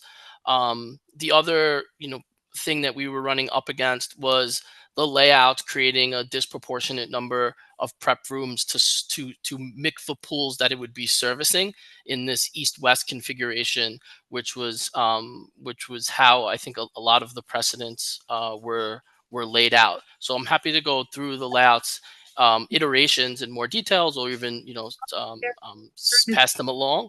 But yeah. Mr. Casal, and I think to that effect, I did say that the proportion of the preparation room to the ritual bath seemed to be consistent with prior cases. So I did not question. It was muted. And with the modification of using the as of right layout, both on the first floor and on the second floor, you will be able to retain that same percentage, the ratio of the preparation room to the ritual bath spaces. So I'm not questioning that. And I did recognize that because I looked at other prior cases and I looked at some of the examples, the websites that we got. And based on that, I arrived at that conclusion. So I'm not questioning that. Okay. Just Okay, wanted noted. for everybody. Sure. There was also a note regarding the parking waiver. I think we just have the wrong ZR section noted. You noted we noted that we had 25 ZR 2533, which is the waiver portion. It should be 2531, which is the section above, which is just the required parking in general for the establishment as a community center. So we will revise that and take care of that. Yeah. Objection sheet, actually in your DOB objection sheet, you also have 2533. It actually should be 2531. 31. So correct that. Yes, no, not a problem. Excuse me. One of the commissioners made a comment regarding the windows at the rear. I don't believe we have any proposed at the moment, but we'll certainly add a note. And if we do end up in the progression of the design, having windows there, which I'm not sure the program calls for, we'll make sure that they're called out to be obscured. Right. Particularly in the mikvahs, what I have seen, you do not have any windows in the areas where it's being used for mikvah. It's for the classroom spaces.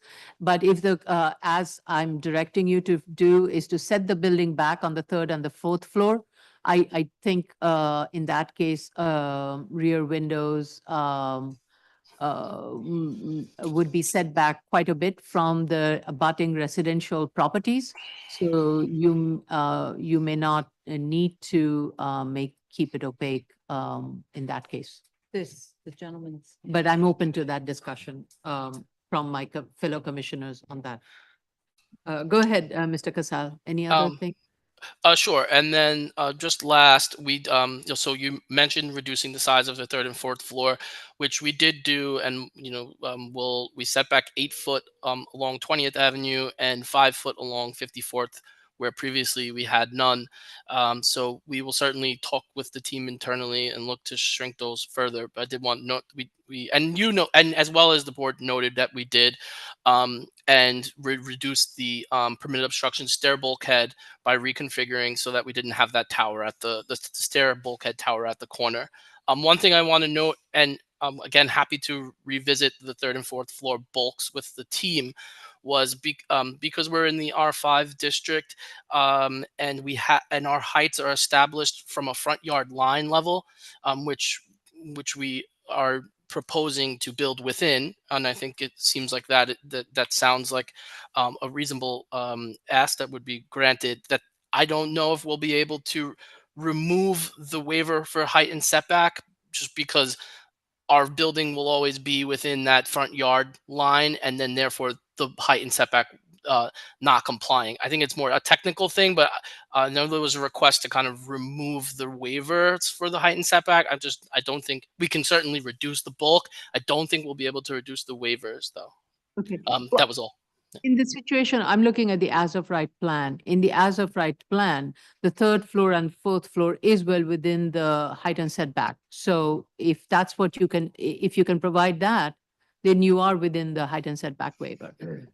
That is what I'm proposing. Basically, all I'm telling you to do is use the proposed ground floor, cellar, and the second floor, the floor plate size, and then use the as of right floor plates of the third and the fourth floor.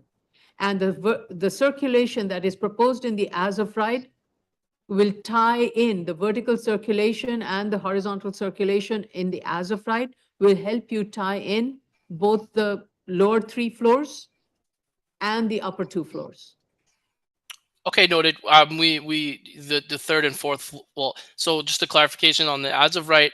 I'm gonna double check. I don't think we submitted a fourth floor, because we could not fit it within the permitted bulk. There was some footprint, but it was by the time you brought up your stairs and elevators, it became unprogrammable.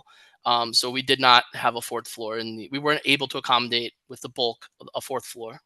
You're correct. But so that would be one additional waiver, but it would be much reduced than what. Understood. Understood. Okay. One thing I wanted to discuss is the layout of the mikveh floors, the cellar and the second, because Chair, you had brought up that you prefer the as of right layout to the proposed layout. And that's due to a belief that the circulation space is excessive in the proposed, right? I think in the as of right, if you're going to mix and match the as of right volume of the third and fourth floor to the proposed volume of the cellar, ground floor, and first floor, that vertical circulation and the layout works best because of the vertical. I see. Okay. That's why. Okay. Otherwise, there will be a lot more loss of space, even in the proposed one, using the proposed vertical circulation. So the suggestion is based on the location of the vertical circulation elements primarily. Yeah. Okay. Yeah. That's kind of my take on it, Mr. Casal. That's why I'm suggesting that layout configuration, because it allows you to optimize the vertical compositions that you have on the as of right and allow for that setback on the third and the fourth floor to be incorporated. But if you were to use the proposed one and do the setback as you're proposing, your stairs and everything will be all over the place and it will not work. So you are better off using the stair vertical compositions of the as of right and integrated that into the proposed one. And that will require you to move the layout of the preparation room and the ritual bath spaces on the lower floors to come up with the most number of rooms. I understand I understand the ask. It's a layout overhaul, but I understand the ask. The as of right doesn't really work for our number our use. Ritual baths that you need for this program. It remains more or less the same. You may have loss of one maybe space, but that depends. And since you are good at these designs than I am, I'm just eyeballing it. You would be able to figure out to locate all 34 rooms here, but I was just being very conservative and I felt I may be losing one room in the process of this. It's not just the amount of rooms, I'm sorry for speaking in, it's not just the amount of rooms, but the whole configuration doesn't really work in the as of right. You know, we tried to propose it the best we can, but as Dominic knows, we tried many configurations. Self for the record, please. Before you start speaking, state your name before you start State your speaking. name. For the transcript, we need to know who is speaking so Yes. that. I'm sorry, it's Yehuda Landerer. Okay, go ahead. Okay, so I just wanted to mention, Dominic knows too that we went through many configurations in the layout and none of them really work besides the one that we're proposing. The as of right, we propose because we know we have to give such a scenario and show the best we can, but it doesn't really work for our use. It's not just the amount of rooms, but it's the wet and dry. Each room has to be connected to the right area, to the elevator, to the staircases in a certain configuration, and there are sizes of each room, and the as of right, we do not get all these things. So working with the as of right layout, the staircases have to be set in a little bit or moved. Any staircase that gets shifted ends up shifting other things even just minorly, and it ruins our whole usage. Thank you. I think Mr. Casal and Mr. Lobel, I'm not well versed with the do's and don'ts and the requirement of the religious architecture, but from what I was able to decipher from the plans, I am stating that. And I think you both understand what I'm directing you to do. I understand. Can I make a suggestion? If there's a means to which we can more efficiently provide this egress circulation to the third and to a reduced third and fourth floor that more accurately bulk respond to the as of right, that would be okay as well, I presume. Exactly. As long as the as of right third and floor bulk is retained, the ground floor and the cellar and the second floor retains what you have shown in the proposed. The vertical circulation, I just went by what you have given. Understood. I'm not creating anything new. If you can create something new that works even better, yes, please go ahead. But it needs to stay within those envelopes that I'm directing you to do. Understood. Chair? Yes. Yeah, there's a gentleman who's raising his hand for a while now, if you can allow. I'm so sorry. My apologies. Mr. Wertzberger. Okay, sorry. Sorry, go ahead. Please You can unmute. unmute. Oh, please unmute. You can unmute. He's not able to unmute. There he goes. You hear me now? Yes, yes. Please Oh, state your great. My name is Rabbi Aaron Friedman. I'm a rabbi of a congregation 2 blocks away from the proposed mikveh site. I'm a rabbinical authority in the neighborhood. And I'm a neighbor. I live only a few houses away from the new place. I just want to state for the record that classes, because I also give a lot of classes are basically given for bigger groups because most of the laws of the mikveh and the laws of family education by biblical and Talmudical law and tradition, basically most of the classes are given in a public setting. And it's very important, all of these classes, because we want to keep with old traditions, but we can't close our eyes of new things. So things to work together really need good education by professional people. And it is, if it could be worked out, it would be a very important thing that classes could be held in the mikveh building. I want to explain myself why. Most of these girls, a half a year before they get married, they don't know anything whatsoever. 2-3 days before they're getting married, a different situation of life. They come 2 nights before their wedding, the first time at the mikveh. It's shocking. It can even take away the joy of getting married. If they see it before, like not being shown, but she has a class anyways, and part of the class to be shown the mikveh, things look different. It makes much easier for the education because they should really have a happy marriage. But having a happy marriage in these times, and together with biblical law, it takes a lot of education in a classroom where she could be shown the mikveh, makes it much easier, but she's not being told before she's being shown the mikveh. She just gets a class. Now, classes with privacy doesn't have to be any problem whatsoever because mikveh can be only used at night. And classes, of course, any rabbi won't allow any classes to even happen, even a half hour before mikveh is being used. We're nobody has to be afraid. There will be a top of it. The rabbis who are responsible for this mikveh, it should be on different times. Speaking about men education, in our congregation, I don't even have an office. I don't have to tell you, real estate in Brooklyn is so expensive, so expensive. We don't have an extra place whatsoever for classes. That's number one. And number two, even in bigger congregation, they have a class about marriage.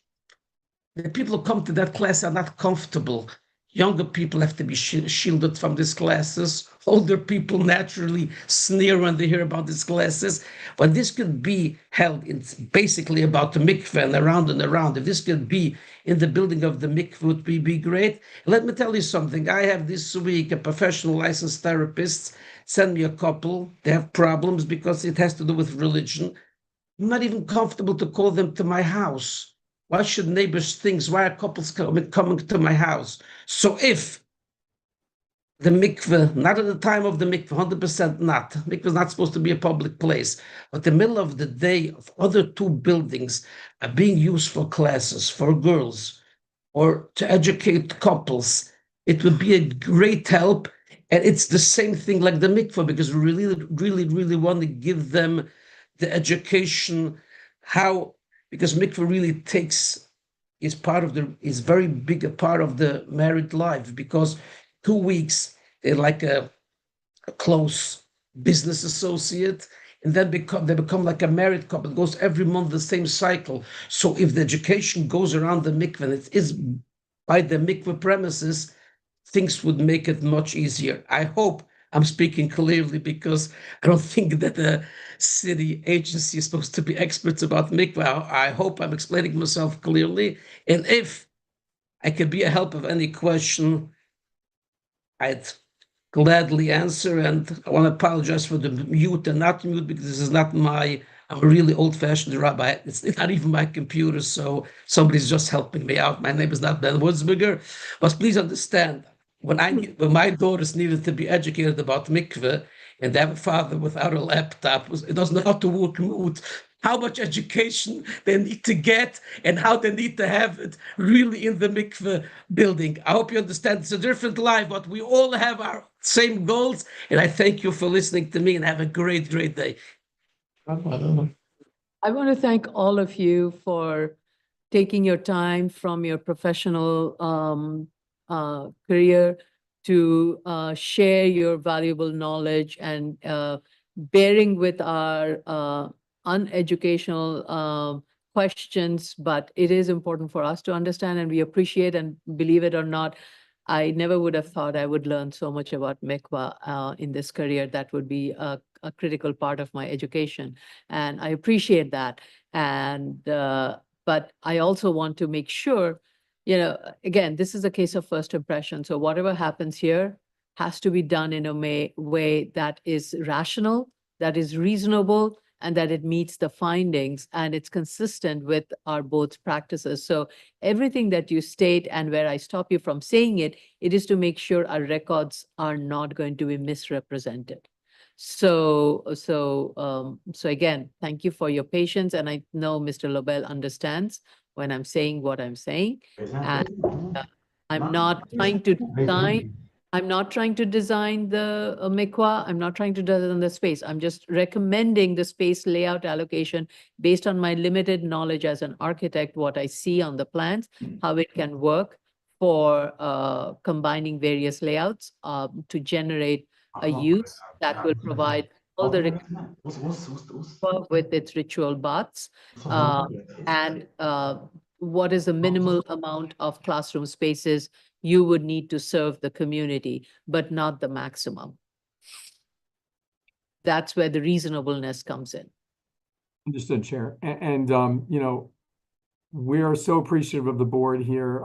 Obviously, a very technical religious conversation involving many layers in terms of the purpose and goals of this religious institution that'll be occupying and operating the mikveh. So I know that there's a hand or two up, but I would just say, as an applicant and one who has experience before the board, that the entire applicant team has heard all the comments, has listened to them, will process them, and will make every effort to comply with either comply with what the board's requested, or to the extent it is an impossibility to do so, or we really feel that it will cause a disruption to the program goals, would explain the reason why we're unable to do so. But again, we are blessed to have a very strong applicant team, inclusive of our architectural help, and we're really going to try very hard. I will strongly suggest that you stick to the first one and not the latter one. Understood, Chair. I know that there's maybe one more comment from Mr. Landerer. Go ahead. Go ahead, Mr. Landerer. My name is Moses Gutman. I'm a board member, one of the heads of the mikveh. I just feel it's important to thank Rebbetzin Rokayach. I know her very well in the community. She's the most respectful Rebbetzin in the community, and she took some time to go and comment with us I don't know if the board recognize who she is and what she's doing, but if it wouldn't be so important to her, she wouldn't have take her time and spent here so long. And I want to give her, I'm really thankful to her that she came here and gave her great speech, and it's well honored and respected. Agree. Thank you. Anyone else who wants to speak from the applicant's team? Because we will go to the public. Okay. Any questions from the commissioners?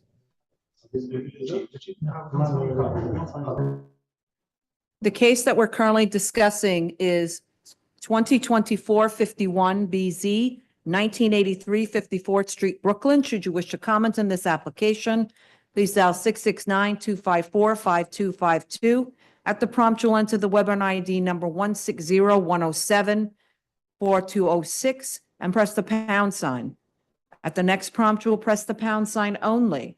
Once you're permitted in, you'll press *9 to raise your hand, *6 to unmute as you're calling in on the phone. And if in the Zoom room already, please raise your Zoom hand, which is the little hand at the bottom of your computer screen. Once you're recognized, you'll have 3 minutes in which to discuss.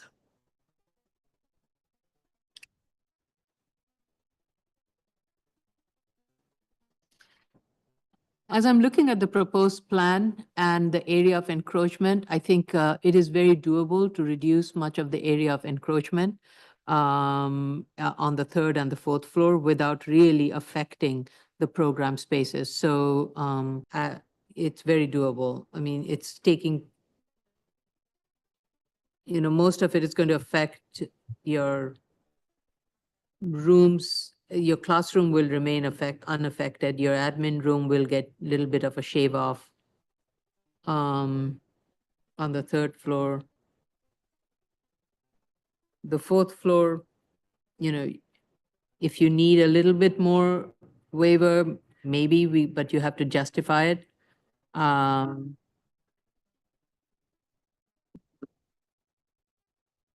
Yeah.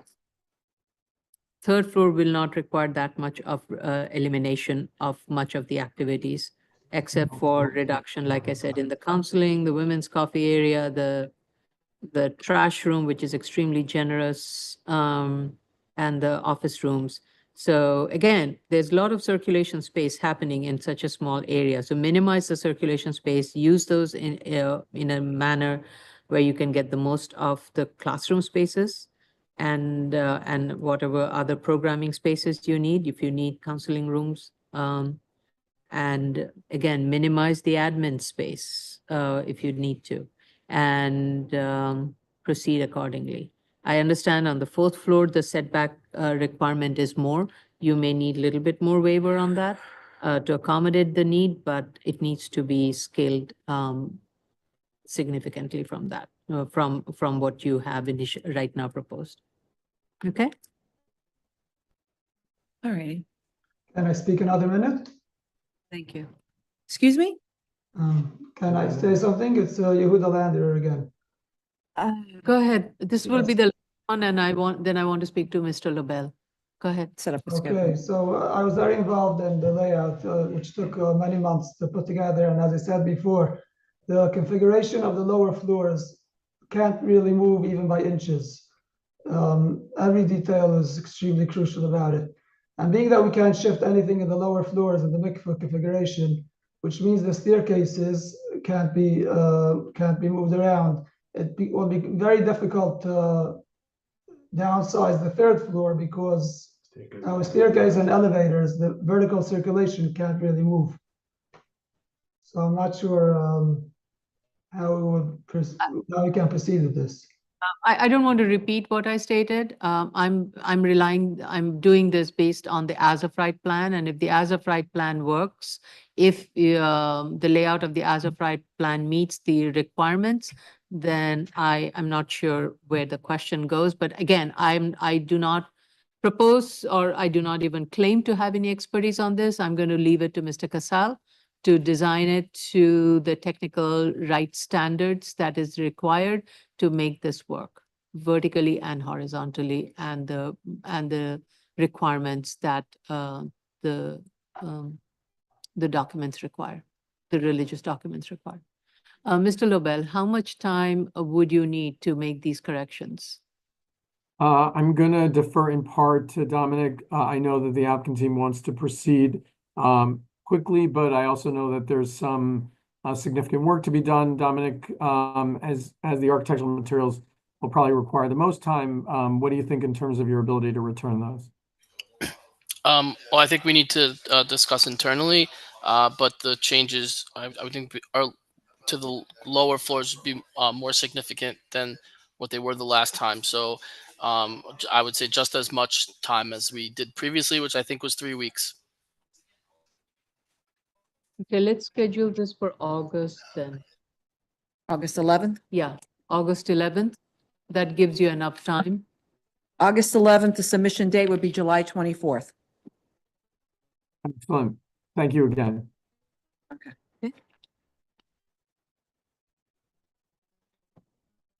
Thank you, one and all. Thank you all. Thank you all. you Really all. appreciate your time and forbearance with us and answering all our questions. Appreciate it. Thank you. Yeah. Final items, item number 16, 2022-65 BZ, 2503, 2519 Coney Island Avenue, Brooklyn. This is Ms. Altman. I don't see, She's coming. Oh, I don't, oops, sorry. I just threw it back in. Here we go. She's coming oh, up. there is Lyra. She's coming in. Yeah. She's trying to pull up to her. See. I accepted it and then something happened and it went away. Okay. Miss Altman, with you today? Excuse me? Who's here with you today? That's me. Okay, so the other people that are in the room, one second, Ms. Altman. The Yes, other ma'am. room, you had an opportunity to speak. If you wish to make a submission regarding the case that was just heard on 54th Street, you may submit at bsa.nyc.gov. We are not taking any more testimony for that case. We are now moved on to another case. Who is Thank you. Bathsheba? Yeah. Shiva Unless, Resner, if you'd like to comment on this application, Coney Island. I'm sorry. You will have 3 minutes at the end of the presentation. Yeah, I was just gonna say. okay. She was admitted as part of the applicant team on the last case. Yeah, that's what I was saying. That's why. Oh, she was part of Yeah. the applicant team. Yeah. Okay. Go ahead, Ms. Altman. Ms. Altman, let me swear you in. Do you raise your right hand? Do you affirm to tell thank you for waiting. Do you affirm to tell the truth, the whole truth, and nothing but the truth in your testimony before this board and to respond to the board member questions? Of course. Please state your name for the record and respond to the board's comments at review session, please. Good afternoon, Lyra Altman, from Office of Lyra Altman. I do want to take this moment to apologize. We had been submitting to DOT all along, as you know. We inadvertently missed one on this, and I do apologize. This is my fault. I have no one else I can blame on this. We are already working on getting the elementary school surveys. I had spoken with Ms. Prenga and with Mr. Costanza yesterday and with Ms. Benke. I explained the misunderstanding and why I hadn't had it done, which is irrelevant for the moment. But nonetheless, the school is already working on it, and I will have the elementary school surveys by the end of this week. The other comments that came back from DOT on Friday night have already been responded to by Hiram Rothker. They're in my inbox, and I will forward everything to your board at the same time. And I believe that is the only thing that is outstanding. Ms. Altman, I have to say, like, I'm looking at the record of back and forth that has been going on this case. Yes. It's been now over a year now, and Correct. pretty much in every memo that DOT has written, it has clearly always asked for the survey for both the elementary school and the middle school. I have letter from June 13th, 2024, December 17th, 2024, and the email from DOT saying go ahead with the survey. So I don't know, the mistake was definitely not at our end, or No, it was not. I do not for a moment say that it was on your part. There was an email at one point saying we could take the surveys from the elementary school and apply them to the middle. Somehow I had it noted in my book that it was middle being applied to the elementary. I apologize for that. I had explained that yesterday to Ms. Prenga, Ms. Benke, and Mr. Costanza. Again, that was my error, and I do apologize. And I'm going to strongly suggest, given that, our team works hard, very hard behind the scene with I our agree. system in getting these approvals through. And we thought we were almost there with this application. As did I. We were told that a critical piece of the component was missing from the analysis. It makes it very difficult. I have to say candidly, makes it very difficult for my staff to go ahead and push for projects when we are getting incomplete submissions. So before you make any submission, please go through the submissions that's been made by your consultant team to make sure it has addressed everything, and provide a cover letter to DOT responding to each and every question that they have raised, how it has been addressed, so that DOT is very clear. We are very clear when we are pushing the application to DOT that all 5 comments or all 6 comments that DOT has raised has been responded to. Yes, Madam Chair. And again, I do apologize. I do take the blame on this. This was my error. Any questions or comments? Let's go to the public. Okay.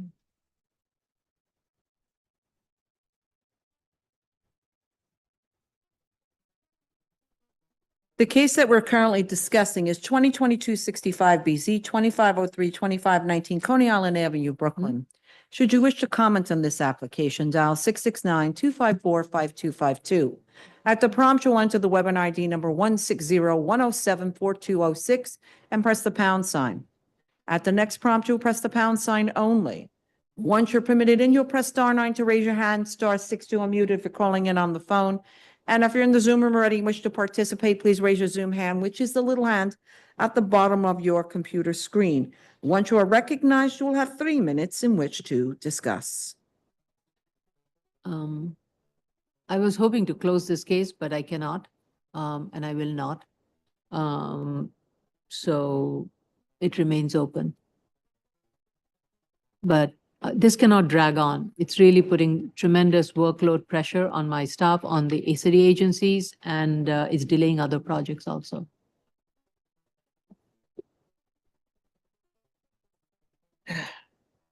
Understood. What I was trying to say was I apologize, but each time we have received comments from DOT, they have not been repetitive comments. This has been the only thing that is outstanding.